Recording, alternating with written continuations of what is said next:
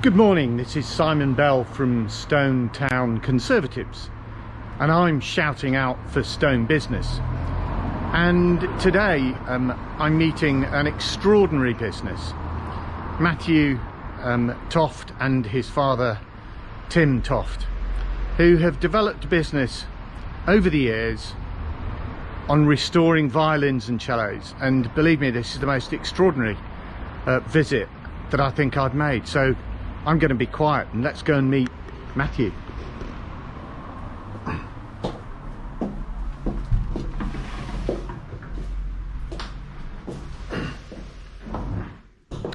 Matthew. Good morning. Good morning, how are you? Very well, thank you. Simon Bell. Matthew, what a fantastic pleasure it is. And I know you've just showed me around your business, and it's got all these wonderful rooms. But let's plug and shout out for your football club initially. Yes. People aren't going to expect that as part of a violin, but just tell us the story there. So probably the two worst sounding violins in the entire shop, and the only two not for sale. Initially commissioned by my father when Stoke got promoted 10 years ago to the Premier League, and over the course of 10 years he's had them signed by quite a few famous players. I think we've even got Gordon Banks on one of them. Oh, Banksy, yeah. There's Tony Pulis and Ricardo Fuller, and this was actually played on the first game of the season, sort of in the corporate tickets, so corporate suite, yeah. Well, there you go. There's your plug for Yeah. your football team we Thank promised.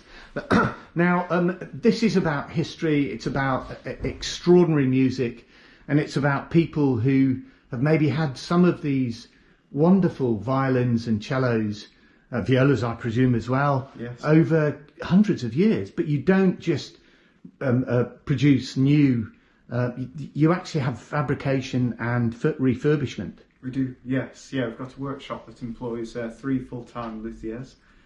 There's a lady from South Korea who's our head of the workshop. We've got Gary from Iceland who specialises in our bow restoration. And Fons is from the Netherlands. He does a lot with the finer instruments. Goodness me, Yeah. a true European business. Yes. Well, I'll tell you what, Yeah, please, Matthew, come on let's through. go and have a look at that.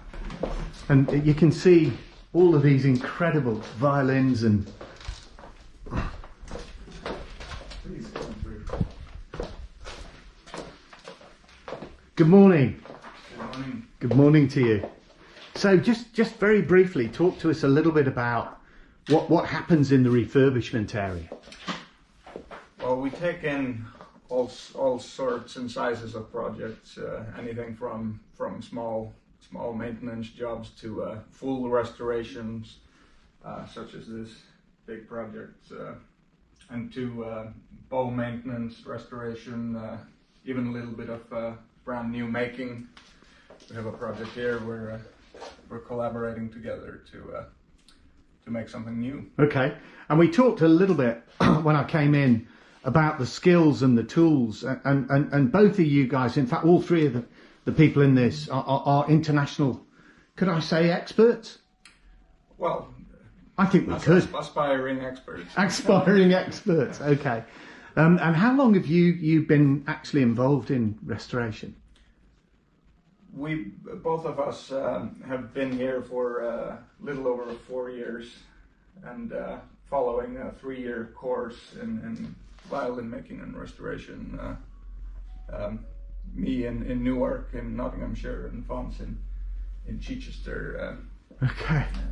Well, that's brilliant. Thank you for just showing us a small snapshot of your skills and expertise. Thank you very much indeed. My pleasure. Thank you. Go upstairs, yeah.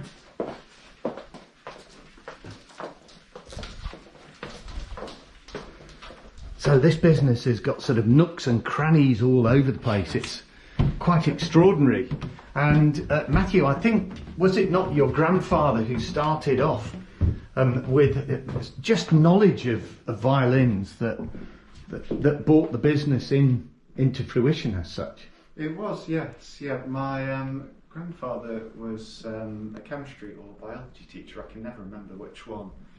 And close to his retirement, he was very interested in auctions, and it all started off with him buying a violin and bow, and he then sold them for a bit more than he bought them for, and became obsessed, absolutely obsessed with instruments and where they were from. And my father actually trained as an electrical engineer, And then he sort of got dragged into the business that my grandfather was in, my grandfather being based down in Kent. My father then met my mother and they moved up to Stoke, where my father's originally from. I was very interested in property and inevitably found myself sucked into the business as well. And I know Mum and Dad have lived in Stone for many, many years. They have, yes. Which is absolutely extraordinary. Now, the room to the back there is full of cellos. It is. Could we just go through there, and then we're going to go into the sort of a very special room, which I know your father's been working on a book, which I think is important. And again, all of these range many thousands of pounds from expertise, and people actually come to visit to buy their musical instruments. They do, yes. So I think the sort of the primary thing with COVID is that our business relies a lot on travel. Our catchment area is over the entirety of the UK, especially in London and Scotland, and sort of with the travel ban we have found we do a lot internationally as well. Yeah. And that's sort of been the biggest impact to our business. Sure. But now that people are sort of moving again and have the confidence to, it's and that's good. Matthew, you talked about COVID, and I know your business benefited from some of the early government interventions. We did, yes. The council grant and also the furlough, which has helped. It has, yes. Yeah, we're very, very thankful for that. Especially with the sort of the restrictions on travel. Sure. Yeah, the furlough scheme helped the business a lot. So Matthew, I know Tim's not here today, but could you just show us the room next door, because there's an incredible project I know that your father has been working on for the last 5 years.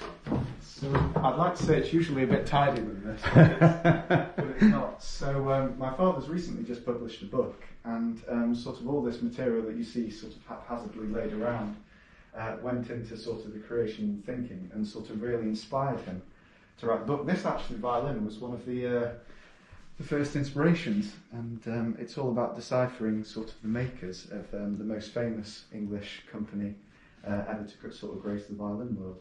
Goodness me! And is that book launched? Is there? It has. Okay. Yes, yeah. And so that's available, and it's all about history of the people who built and developed, or yeah. So it's about the firm of W.E. Hill and Sons, which were very famous for their bows, but they also made violins as well. And yes, actually a photo of one of the picture of one of the descendants, and it's just all about the differences in making. And this company, through their sort of 300 years of operating, saw all the famous instruments, and they took very remarkable copies. And these are a few of the templates that they actually used to sort of copy these famous instruments. And these. Yeah. And is that seriously 1670? No, so this is actually just based on the instrument. Right. So okay. Of 1670. Yes. Yeah. Well, look, Matthew. It's been an extraordinary tour, meeting the skilled technicians that you've got, refurbishment guys, all the way up to a book that's been written on history of violins and development from, as you said, the company Hill. I'd like to thank you very much indeed. It's been a revelation for me.